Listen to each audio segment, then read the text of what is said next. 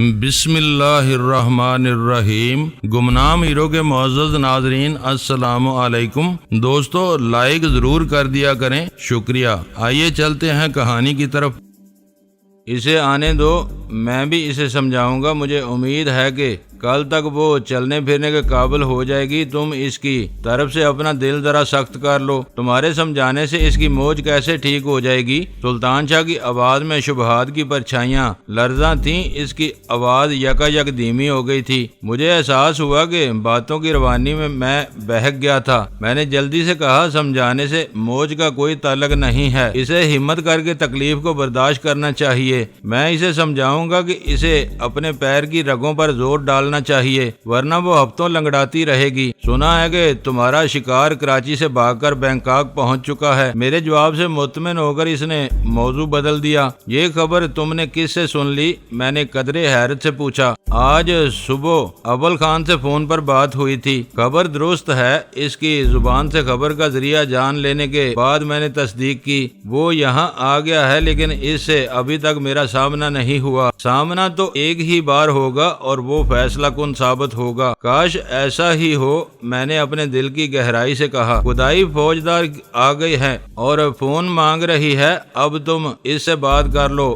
میری طرف سے فی امان اللہ۔ اس وقت فون کر کے کیا میرا بدلہ چکا رہے ہو؟ چند ثانیوں کے سکوت کے بعد میرے کان میں ویرا کی چہکتی ہوئی آواز آئی۔ شاید سلطان شاہ نے اسے بتا دیا تھا کہ وہ فون پر مجھ سے بات کر رہا تھا۔ کل تک تم نے موج کا ڈرامہ ختم نہ کیا تو میں سلطان شاہ کو تمہاری مکاری سے آگاہ کر دوں گا، میں نے خشک لہجے میں کہا۔ اس کے بعد جو کچھ ہوگا وہ تم سمجھ سکتی ہو، بھول کر بھی ایسا نہ کرنا، ویرا نے محتاط رہ کر کہا۔ سب کچھ چوپٹ ہو کر رہ جائے گا۔ اکبر کی محنت سے اب مجھے بہت افاقہ ہے، مجھے محسوس ہو رہا ہے کہ ایک دو روز میں چلنے پھرنے کے قابل ہو جاؤں گی۔ 2 روز نہیں، میں نے تمہیں صرف کل تک کی مہلت دی ہے۔ ٹھیک ہے، ایسا ہی ہوگا۔ وہ اس طرح گول مول بات کر رہی تھی کہ سلطان شاہ کو موضوع سخن کا اندازہ نہ ہو سکے۔ میری بات کا جواب دے کر اس نے اپنا سلسلہ کلام جاری رکھا۔ تمہارے چہیتے نے آج پورے $10 مفت میں برباد کیے ہیں۔ مزے کی بات یہ ہے کہ $10 اینٹھنے والے بھکاری نے موصوف کی سخاوت سے معروب ہو کر ان کو کل 3 بجے اپنے پاس بلایا ہے۔ اسے سمجھاؤ کہ یہاں ہماری آمدنی کا کوئی ذریعہ نہیں ہے، یہ اس طرح پیسے لٹانے پر تل گیا تو چند روز میں ہم دونوں نیو یارک کی سڑکوں پر بھیک مانگتے نظر آئیں گے۔ میں اس کے مزاج سے واقف ہوں، وہ اتنا فیاض طبع نہیں ہے۔ تم نے اس سے اس سخاوت کا سبب ضرور پوچھا ہوگا، وہ کیا کہتا ہے؟ اسے بکاری کی خستہ حالی اور نکاحت پر بے ساختہ رحم آ گیا تھا۔ اس نے ترحم کے لاہوتی جذبے سے مغلوب ہو کر ہاتھ میں آنے والا نوٹ اس کے ہیٹ میں ڈال دیا۔ بعد میں اسے خود بھی افسوس ہوا کہ اس نے ایک بڑی رقم برباد کر دی۔ اگر اسے زیاں کا احساس ہو گیا تو اس سے مزید کچھ کہنا سننا بے سود ہے، آئندہ وہ محتاط رہے گا۔ میرا مشورہ ہے کہ کل 3 بجے اس بھکاری سے مل لو۔ جب انسان کے سامنے کوئی سرا نہ ہو تو شراب کا بھی پیچھا کرنا چاہیے، ہو سکتا ہے کہ وہ کام کا آدمی ثابت ہو۔ یہاں ہزاروں حرام خور فٹ پاتھوں پر بھیک مانگتے پھرتے ہیں، ہم کس شراب کا پیچھا کریں گے؟ ویرا نے چڑ کر کہا۔ میں تمہیں مجبور نہیں کر رہا، یہ میرا مشورہ ہے، میں نے خشک لہجے میں جواب دیا۔ اب تم سے کل رات کو بات ہوگی۔ میں نے فون بند کر دیا۔ کسی بھکاری کو دینے کے لیے $10 کی رقم واقعی بہت بڑی ہے، غزالہ نے وہ ماجرا سن کر کہا۔ ویرا کی مصنوعی موچ نے سلطان شاہ کا دل نرم کیا ہوا ہے، وہ آسانی سے گورے بکاری کے جھانسے میں آ گیا۔ ضروری نہیں کہ وہ سفید فام رہا ہو، وہ کوئی کالا بھی ہو سکتا ہے۔ کل وہ اسے کوئی دردناک کہانی سنا کر مزید رقم اینٹھنے کی کوشش کرے گا۔ اب سلطان شاہ اس چکر میں نہیں آئے گا۔ اگر ویرا نے میری بات مان لی تو شاید وہ بھی اس کے ساتھ چلی جائے۔ آپ کو ان دونوں کے فرضی نام خوب یاد رہے۔ میں بھول گئی تھی کہ وہ اپنے نام بدل کر امریکہ کے سفر پر گئے ہیں۔ موبائل فون پر کہیں بات نہ سنے جانے کا یقین ہونے کے باوجود احتیاط ضروری ہے۔ امریکہ میں انہیں ریٹا اور اکبر بن کر رہنا چاہیے۔ موبائل فون پر گفتگو کی رازداری مجھے ڈکوسلا معلوم ہوتی ہے، غزالہ نے بے اعتباری سے کہا۔ پتہ نہیں اس چھوٹے سے آلے میں کیا کچھ چھپا ہو۔ میں اس کی بات ادھوری رہ گئی۔ میرے موبائل فون کی گھنٹی 1-2 مرتبہ پھر بج اٹھی۔ تم کہاں ہو؟ کال وصول کرتے ہی مجھے سوبراج کی سرد اور تحکم امیز آواز سنائی دی اور میں اپنی جگہ منجمد ہو کر رہ گیا۔ میرے وہم و گمان میں بھی نہیں تھا کہ وہ اچانک مجھ سے فون پر رابطہ قائم کر بیٹھے گا۔ جہاں بھی ہوں خوش ہوں، تمہیں دکھ ہوگا کہ تمہاری بدخواہی کے باوجود میں ابھی تک زندہ سلامت ہوں۔ وقت آنے پر میں تمہیں سسکا کر ماروں گا۔ مجھے معلوم ہو چکا ہے کہ تمہاری شامت اب تمہیں بینکاک میں کھینچ لائی ہے۔ میں چکنا ہو گیا، وہ بینکاک میں موجود تھا۔ گولڈن ڈریگن میں مارے جانے والے محافظ کی موت کا سبب اس کے علم میں آ چکا تھا۔ اس کا سرپرست ممبئی سے بینکاک واپس آ چکا تھا۔ وہ یہ یقین کرنا چاہتا تھا کہ میں بھی بینکاک میں موجود تھا۔ میں نے اسے جل دینے کا فیصلہ کر لیا۔ فی الحال میں کراچی میں ہوں۔ اگر تم بینکاک میں مجھ سے مقابلہ کرنا چاہتے ہو تو میں پہلی پرواز سے وہاں آ سکتا ہوں۔ میں نے زہریلے لہجے میں کہا، تم ذلیل اور کمینے ہو، تم جھوٹ بول رہے ہو۔ گالیاں دینا کمزوروں کا شیوا ہوتا ہے۔ گالیاں دینے کے بعد تم تالیاں پیٹ کر مجھے بد دعائیں دینے لگو گے۔ میرا کچھ نہیں بگڑے گا۔ تم بینکاک میں ایک قتل کا ارتکاب کر چکے ہو۔ سوبراج کی آواز غصے سے کانپ رہی تھی۔ FIR درج کرا دو۔ بینکاک کی پولیس مستعد ہے، مجھے گرفتار کر لے گی۔ تم کو اندازہ نہیں ہے کہ تم نے کہاں ہاتھ ڈالا ہے۔ تم کو اس حرکت کی باری قیمت ادا کرنا پڑے گی۔ یہاں سے تم بچ کر نہیں نکل سکو گے۔ تم سے اپنا حساب میں خود بے باک کروں گا۔ تم پولیس کی پناہ میں نہیں جا سکو گے۔ میں کراچی میں بیٹھ کر یہ سمجھنے سے قاصر ہوں کہ تمہاری ان بے سروپا باتوں کا کیا مفہوم ہے۔ تم جھوٹے ہو۔ کل رات تم نے گولڈن ڈریگن میں ایک آدمی کو مارا ہے۔ ابھی تم نے بینکاک کی رٹ لگائی ہوئی تھی، اب گولڈن ڈریگن کی بات کر رہے ہو۔ میں اس نام کے کسی شہر سے واقف نہیں ہوں۔ میں خود پرسکون رہ کر اسے اشتعال دلانے کی کوشش کر رہا تھا تاکہ وہ زیادہ سے زیادہ بولتا رہے۔ مرنے والے کی گردن کی جلد میں ہلکا سا سوراخ پایا گیا ہے جس سے زہر اس کے بدن میں داخل ہوا۔ زہر وہی ہے، واردات اسی طرح ہوئی ہے۔ تم بہت سے لوگوں کو اس طریقے سے ہلاک کر چکے ہو۔ تم اس قتل سے بری الذمہ نہیں ہو سکتے۔ اوہ، ایک قتل کی وجہ سے تم اتنا تومار باندھ رہے ہو۔ میں نے اپنی تشویش کے باوجود بے پرواہی سے ہنس کر کہا، یہ میرے نالائق آدمی کی حرکت ہو سکتی ہے۔ میں نے اسے تمہارا کھوج لگانے کے لیے بینکاک بھیجا ہوا ہے۔ واردات کا انداز 100% تمہارا ہے۔ میں یہاں موجود نہ ہوتا تو کسی کو پتہ نہیں چلتا کہ یہ خون تم نے کیا ہے۔ اتنی تیزی سے اثر کرنے والا زہر کوئی دوسرا استعمال نہیں کر سکتا۔ میں پوری بات سمجھ گیا۔ تم بھاگ کر بینکاک پہنچ گئے ہو اور تمہیں میرے خواب آنا شروع ہو گئے ہیں۔ یہ یاد رکھو کہ وہ زہر میرے دانتوں سے خارج نہیں ہوتا، ہتھیار سے حریف کے بدن میں اترتا ہے۔ میرا بھیجا ہوا آدمی اس ہتھیار سے لیس ہے۔ مرنے والے نے میرے آدمی سے بدتمیزی کی ہوگی اور جہنم میں پہنچ گیا ہوگا۔ اگر وہ تمہارا کوئی رشتہ دار تھا تو تمہیں اس کا خون بہا دینے کے لیے تیار ہوں۔ بلا وجہ اس خون کا الزام میرے سر نہ ڈالو۔ میری بات لمبی ہو گئی تھی۔ سوبراج نے درمیان میں دخل انداز ہونے کی کوشش نہیں کی۔ شاید وہ میری سنائی ہوئی کہانی کی صداقت کا اندازہ لگانے کی کوشش کر رہا تھا۔ مجھے حیرت تھی کہ اس نے صرف قتل کا ذکر کیا تھا، راجن کے واقعہ ٹھکانوں پر ہونے والے دھماکوں کا کوئی تذکرہ نہیں کیا تھا۔ سوبراج کی اس کال کا سبب واضح تھا۔ قتل کی واردات کو اس نے میری ذات سے منسوب کر لیا تھا۔ وہ اس حوالے سے مجھ سے اقبال جرم کرانا چاہتا تھا۔ ایک بار یہ ثابت ہو جاتی کہ میں بینکاک میں موجود تھا تو واقعات خود بخود میرے ذمے آ جاتے۔ وہ راجن کی مدد سے بینکاک میں میری تلاش کی مہم شروع کر دیتا۔ میرے لیے وہ بہت خطرناک صورتحال تھی۔ وہ لوگ بینکاک میں رونما ہونے والے سارے واقعات کی ذمہ داری میرے اوپر ڈال کر زور و شور سے ڈینی کی تلاش شروع کرتے تو یہ بات ڈان برنارڈ کے کانوں تک ضرور پہنچتی۔ اسے اور چاو فان کو علم تھا کہ محافظ کو میں نے مارا تھا۔ ان کے لیے میرا نام علی احمد تھا۔ ڈان کے ذہن میں پہلا خیال یہی آتا کہ میں نے اسے اپنا غلط نام بتا کر اس کے اعتماد کو دھوکہ دیا تھا۔ وہ سر پھرا آدمی تھا۔ غضبناک ہو کر وہ میرے خلاف کوئی بھی قدم اٹھا سکتا تھا۔ میں نے انتہائی درجے مجبور ہو کر اور اپنے بچاؤ کی کوئی متبادل راہ نہ پا کر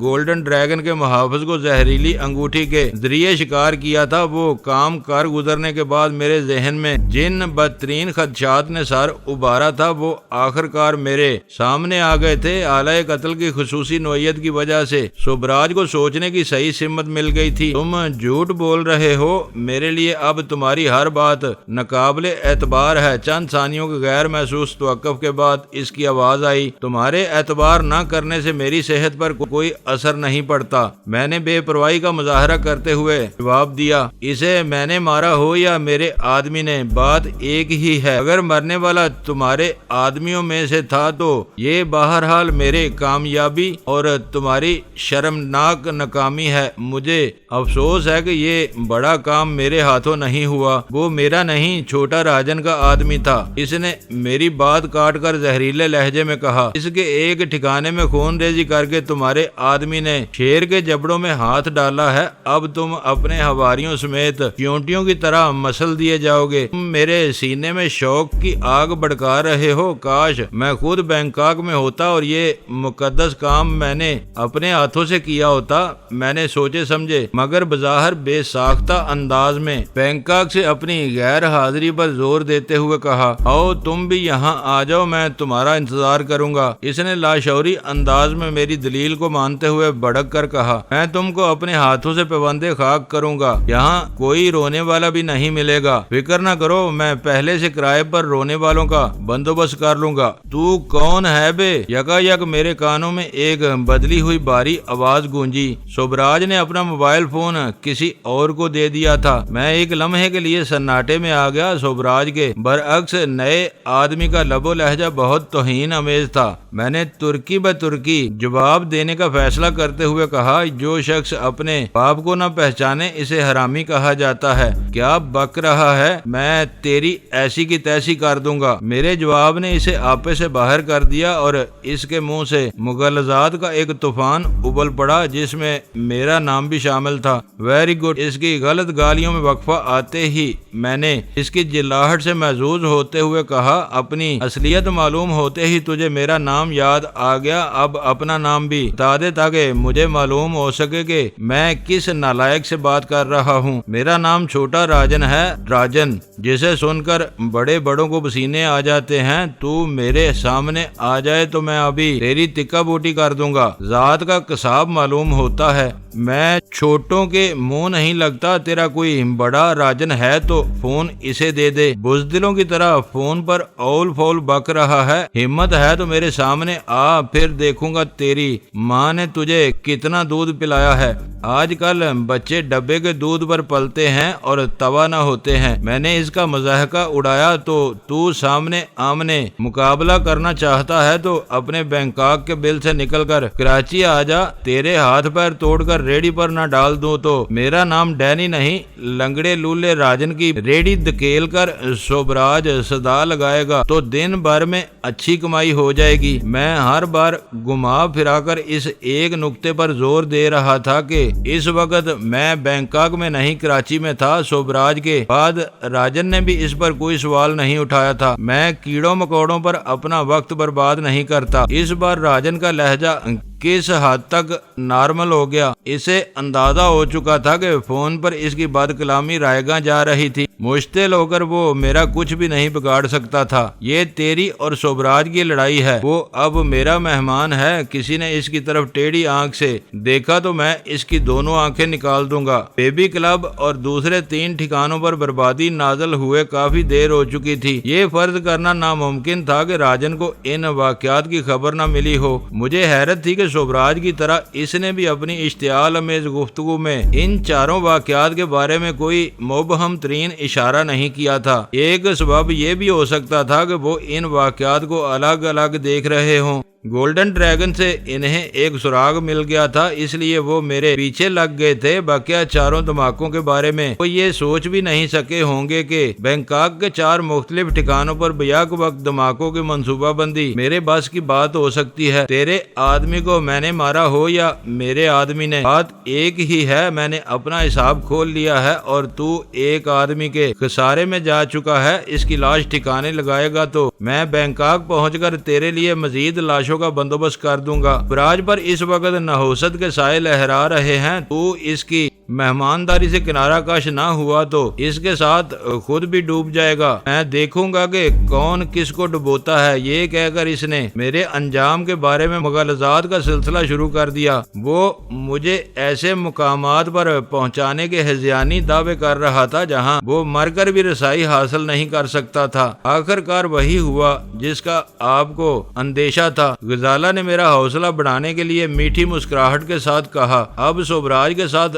راجن بھی کھل کر آپ کے سامنے آ گیا ہے۔ مجھے حیرت ہے کہ ان دونوں کی گفتگو محافظ کے قتل تک محدود رہی۔ انہوں نے دوسرے واقعات کے بارے میں ایک لفظ نہیں کہا۔ دوسروں کے ساتھ اب میں بھی آپ کے برجستہ فیصلوں کی افادیت کی قائل ہوتی جا رہی ہوں۔ اس نے مسحری پر میرے قریب بیٹھتے ہوئے کہا، گولڈن ڈریگن میں جو کچھ ہوا وہ انتہائی غیر متوقع تھا۔ شاید آپ کو زیادہ سوچنے سمجھنے کا موقع نہ ملا ہو۔ آپ اضطراری طور پر اپنا کام کرتے چلے گئے۔ اب مجھے محسوس ہو رہا ہے کہ وہاں سے ٹائم بم واپس لا کر آپ نے بہت دور رس قدم اٹھایا تھا۔ وہاں سے بم برآمد ہونے کے بعد اس واقعے کو دوسرے وارداتوں سے الگ نہیں رکھا جا سکتا تھا۔ اب صورتحال مختلف ہے۔ وہ ان کڑیوں کو کبھی یکجا نہیں کر سکیں گے۔ تمہاری رائے تھی کہ مجھے اس لاش کو ٹائم بم سے اڑا دینا چاہیے تھا۔ وہ میری رائے تھی۔ آپ اس سے پہلے صحیح فیصلہ کر چکے تھے۔ ایک بات میری سمجھ میں نہیں آئی، آپ بار بار اپنی کراچی میں موجودگی پر کیوں زور دے رہے تھے؟ مجھے خوشی ہے کہ تم نے اس باریک نقطے کا اندازہ لگا لیا۔ اس وقت وہ نقطہ ساری بحث کا محور بنا ہوا تھا۔ وہ یہ جاننا چاہتا تھا کہ میں اس وقت کہاں ہوں۔ موبائل فون پر انٹرنیشنل رومنگ کے باعث وہ میرا جھوٹ پکڑنے میں کامیاب نہیں ہو سکے۔ میرا خیال ہے کہ میں نے انہیں یہ باور کرا دیا ہے کہ میں اس وقت کراچی میں ہوں۔ اس سے کیا فرق پڑے گا؟ بات اس کی سمجھ میں نہیں آ سکی۔ مجھے اس کو تفصیل سے بتانا پڑا کہ میرے اعتراف کی صورت میں میرے لیے کتنی سنگین پریشانیاں پیدا ہو سکتی تھیں۔ آپ کی کامیابیاں ڈان برنارڈ کی حمایت کی مرہون منت ہیں۔ اس نے میری تائید کرتے ہوئے کہا، اس نے کمال کا آدمی آپ کے حوالے کیا ہے۔ اسد کے ساتھ آپ اتنی بڑی کارروائی نہیں کر سکتے تھے۔ ناموں کے ہیر پھیر کی وجہ سے ڈان بگڑ گیا تو ہم ایک لمحے کے لیے بھی یہاں نہیں ٹک سکیں گے۔ ایک طرف سوبراج اور راجن آپ کے خون کے پیاسے ہیں، دوسری طرف ڈان کے آدمی آپ کو ڈھونڈنا شروع کر دیں گے۔ یہ بات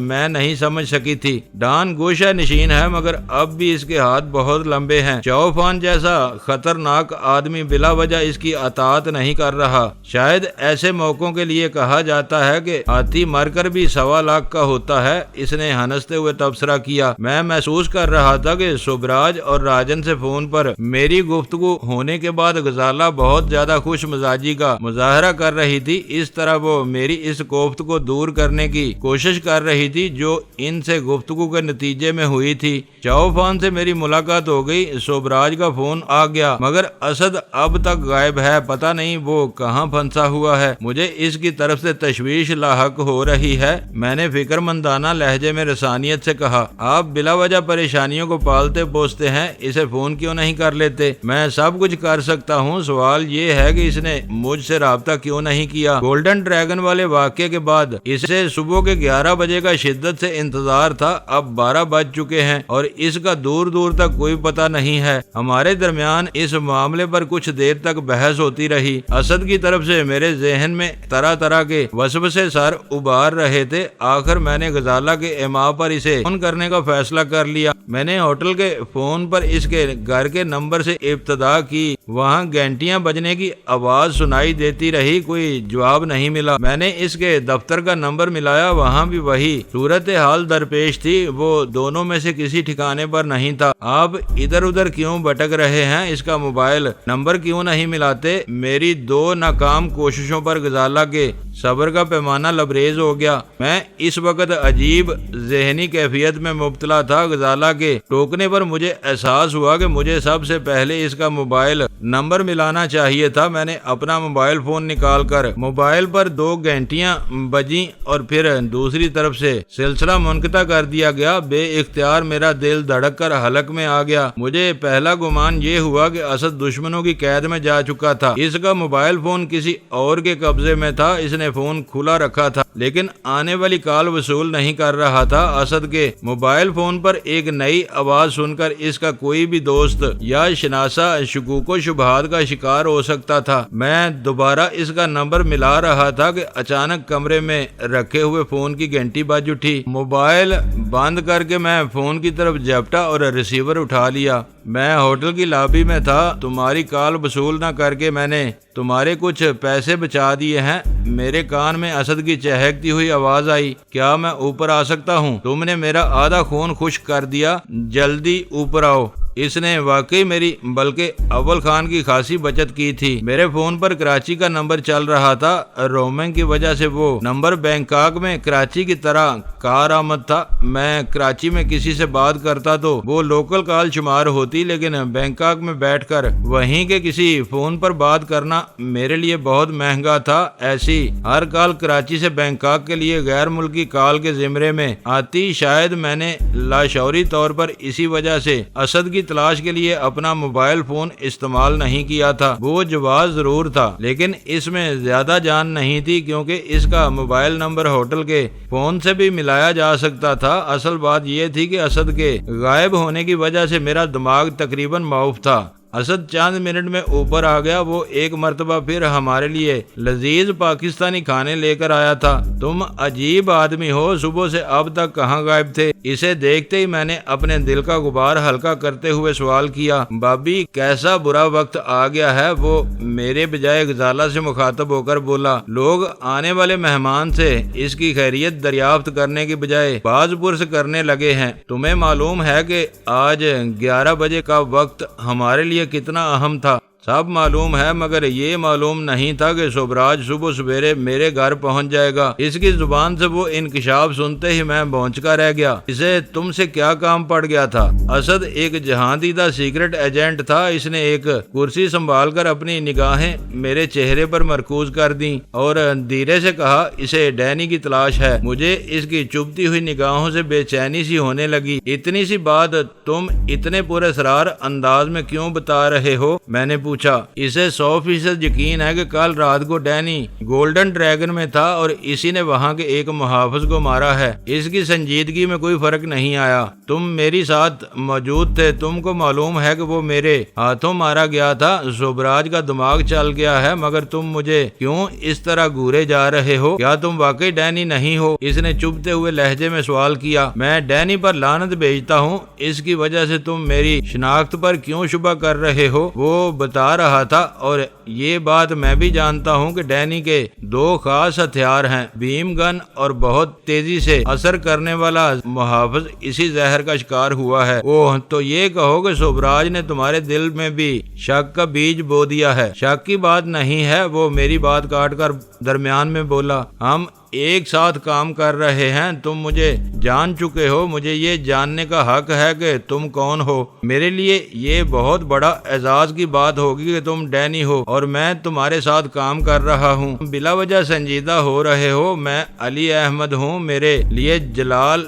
جھوٹ نہیں بولے گا۔ یہ نہ کہو اس نے مجھے آگے نہیں بولنے دیا۔ ڈینی کو بچانے کے لیے سب جھوٹ بول سکتے ہیں، تم مجھے اصلیت بتا دو، میں بھی جھوٹ بولتا رہوں گا، تمہیں جھوٹ بولنے کی ضرورت پیش نہیں آئے گی۔ میں نے جلدی سے کہا، تم میری انگلی میں پڑی ہوئی یہ انگوٹھی دیکھ رہے ہو؟ میں نے اپنا ہاتھ اٹھا کر انگوٹھے سے ایک انگلی کی طرف اشارہ کرتے ہوئے اپنی بات جاری رکھی۔ قصہ صرف یہ ہے کہ میں نے یہ انگوٹھی ڈینی سے لی ہے۔ اس کا نگینہ کھوکھلا اور لچکدار ہے، اس میں سریع الاثر زہر بھرا ہوا ہے۔ نگینے پر ہلکا سا دباؤ پڑتے ہی ایک سوئی سے زہر کی بہت خفیف مقدار شکار کے خون میں سرایت کر جاتی ہے۔ کل رات میں بری طرح پھنس گیا تھا، میں نے مجبور ہو کر پہلی بار یہ انگوٹھی استعمال کی اور میری جان بچ گئی۔ اتنی سی بات کو تم نے افسانہ بنا لیا۔ تمہیں اصرار ہے کہ تم ڈینی نہیں ہو۔ اسد کی آواز بے یقینی تھی۔ مجھے افسوس ہے کہ تم اب بھی یہ سوال کر رہے ہو؟ پہلے تم نے جاننا چاہا تھا کہ کیا میں نے کبھی ڈینی کے ساتھ کام کیا ہے۔ میں نے اس سوال کا واضح جواب نہیں دیا تھا۔ اب سن لو کہ کئی بار ایسا ہو چکا ہے، کام کی وجہ سے وہ میری عزت کرتا ہے، اس سے میری دوستی ہے۔ زہر بھری انگوٹھی کو تم اس دوستی کا تحفہ سمجھ سکتے ہو، جو چاہو کہہ دو، میں مان لوں گا، میں تم سے بحث نہیں کر سکتا۔ اس نے ہلکی سی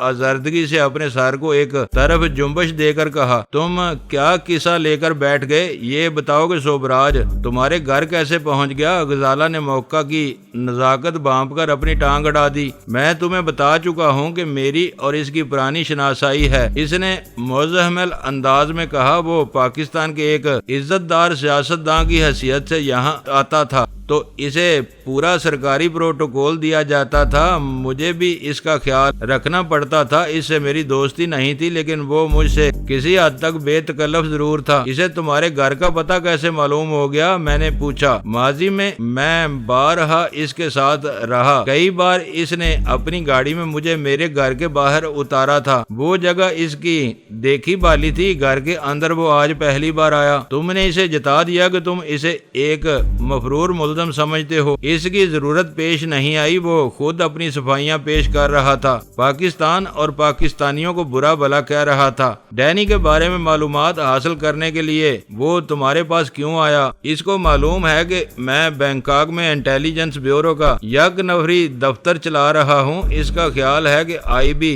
بھی ڈینی کی پشت پناہی کر رہی ہے۔ وہ بینکاک آیا ہے تو مجھے اس کی آمد کا علم ضرور ہوگا۔ بار بار سوال کے جواب دینے سے بہتر ہوگا کہ تم تفصیل سے پورا واقعہ دہرا دو۔ میں نے کرسی میں پہلو بدلتے ہوئے کہا، میں اس کی دیدہ دلیری پر حیران ہوں، وہ یہاں اس طرح دندناتا پھر رہا ہے جیسے بینکاک اس کے باپ کی جاگیر ہو۔ وہ 7 بجے 4 مسلح محافظوں کے ساتھ ایک بلٹ پروف گاڑی میں اسد کے گھر پہنچا۔ وہ پچھلی رات کی مصروفیت کی بنا پر گہری نیند سو رہا تھا۔ پے در پہ گھنٹیوں کی آواز سن کر وہ بیدار ہوا اور دروازہ کھولا تو پانچوں اندر گھس آئے۔ شوبراج نے آتے ہی ڈینی کی بینکاک میں موجودگی کے بارے میں باز پرس شروع کر دی۔ اس بارے میں اسد کی معلومات صفر تھیں۔ اس نے بہت فطری انداز میں لا علمی کا اظہار کیا اور شوبراج کو اس پر یقین کرنا پڑا۔ وہ مجھے یعنی ڈینی کو اپنی بربادی کا ذمہ داری قرار دے رہا تھا۔ اسد کو معلوم تھا کہ وہ شوبراج کا کچھ نہیں بگاڑ سکے گا، اس لیے وہ شوبراج سے مفاہمانہ ماحول میں باتیں کرتا رہا۔ شوبراج کا کہنا تھا کہ میں نے راجن کے کسینوں میں ایک آدمی کو مار کر اسے چیلنج دیا تھا، میں نے جان بوجھ کر محافظ کو زہر سے شکار کیا تھا تاکہ شوبراج کو بینکاک میں میری موجودگی کا علم ہو سکے۔ اس وقت راجن ملک سے باہر تھا۔ شوبراج اپنی دانست میں قاتل سے واقف تھا۔ وہ کمر کس کر میری تلاش میں اسد کے گھر کی طرف چل پڑا۔ اس کے ذاتی دشمن نے راجن کے آدمی کو مارا تھا۔ وہ راجن کی واپسی سے پہلے اس خون کا بدلہ چکانا چاہتا تھا تاکہ اس کے سامنے سرخرو ہو سکے۔ اسد سے مل کر اسے سخت مایوسی کا سامنا کرنا پڑا۔ اس نے جاتے جاتے اسد کو لالچ دیا کہ بینکاک میں ڈینی کی موجودگی کا کوئی سراغ ملتے ہی وہ اسے فون پر اطلاع دے دے تو وہ اسد کو اتنے بڑے انعام سے نوازے گا کہ وہ سرکاری نوکری کو لات مار کر فراخ دستی اپنی باقیہ زندگی بسر کر سکے۔ اس وقت اسد کی پوزیشن نازک تھی، وہ شوبراج کی ہر بات سننے پر مجبور تھا۔ اس نے شوبراج کی پیشکش قبول کر لی اور وہ ناکام و نامراد واپس لوٹ گیا۔ وہ واقعہ اسد کی نیند اڑا دینے کے لیے کافی تھا۔ اسے شبہ تھا کہ اب شوبراج اس کا پیچھا نہیں چھوڑے گا۔ اس کے پاس آدمیوں کی کوئی کمی نہیں تھی، وہ راجن کے کسی بھی آدمی کو اسد کی نگرانی پر لگا سکتا تھا۔ 9 بجے اسد تیار ہو کر گھر سے نکلا تو اپنے گرد و پیش کے بارے میں بہت چوکنا تھا۔ اس نے ایک قریبی کیفے میں ناشتہ کیا اور اپنے دفتر کی طرف روانہ ہو گیا۔ اسے شبہ ہو رہا تھا کہ اس کا پیچھا کیا جا رہا تھا۔ کافی کوشش کے باوجود وہ اپنا پیچھا کرنے والے کو نہیں دیکھ سکا۔ دفتر میں کچھ وقت گزار کر وہ پھر بینکاک کی سڑکوں پر آ گیا۔ وہ ہمارے ہوٹل تک پہنچنے کے لیے بے چین تھا، لیکن اوہام اور وسوسوں نے اسے گھیرا ہوا تھا۔ اسے اپنے پیچھے آنے والے ہر آدمی پر شوبراج کا مخبر ہونے کا شبہ ہو رہا تھا۔ وہ بینکاک میں اپنی پوسٹنگ کے آخری ایام گزار رہا تھا۔ اس کا ماضی بالکل بے داغ تھا۔ اسے خوف تھا کہ شوبراج کا کوئی آدمی اس کا پیچھا کرتا ہوا مجھ تک پہنچ گیا تو اس کا منہ کالا ہو جائے گا۔ وہ اپنے محکمے میں کسی کو منہ دکھانے کے قابل نہیں رہے گا۔ دوستو ویڈیو کو لائک ضرور کر دیا کریں۔ ISI پاک آرمی زندہ باد، پاکستان پائندہ آباد۔ معزز ناظرین، اپنا خیال رکھیے گا اور اپنے اس چینل کا بھی شکریہ۔